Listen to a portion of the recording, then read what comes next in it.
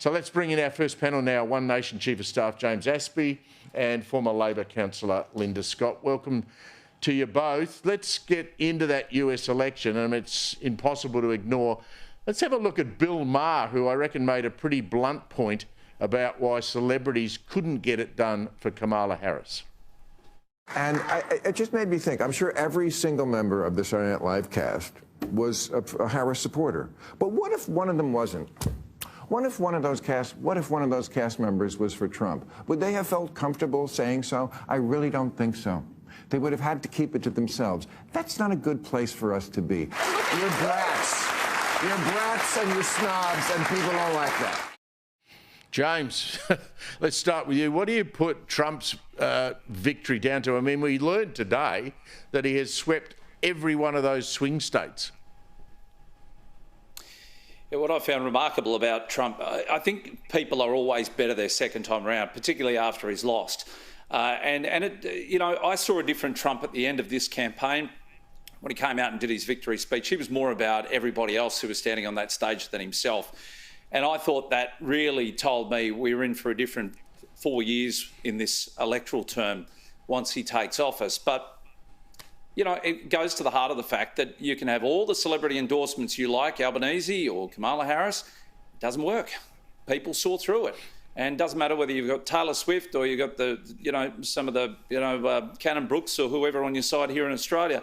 It doesn't work. If you're woke, you go broke. And that's exactly the path that this Labor government has put not only the country on, a trajectory of going broke, but every household that lives within this country is feeling the pinch under this government. So they've got some major changes ahead of them if they're going to remain in the game.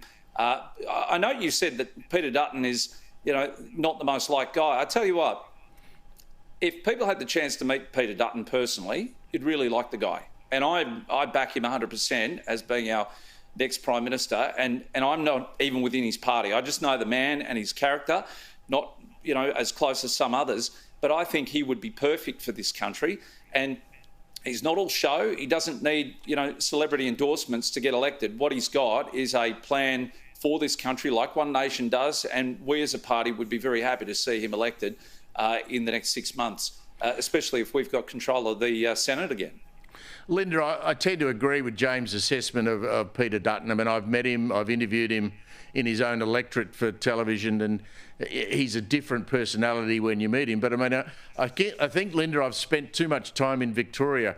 I mean, Peter's got the same problem that Tony Abbott had in Victoria. It's a very left-leaning state, Victoria, the most left-leaning in the country, and it's going to be difficult for Peter Dutton. I mean, he can win it without winning seats in Victoria, I guess, but they really do need some of those seats. What do you make of Peter Dutton's, comparison to Donald Trump and the people trying to paint him as a Trump light?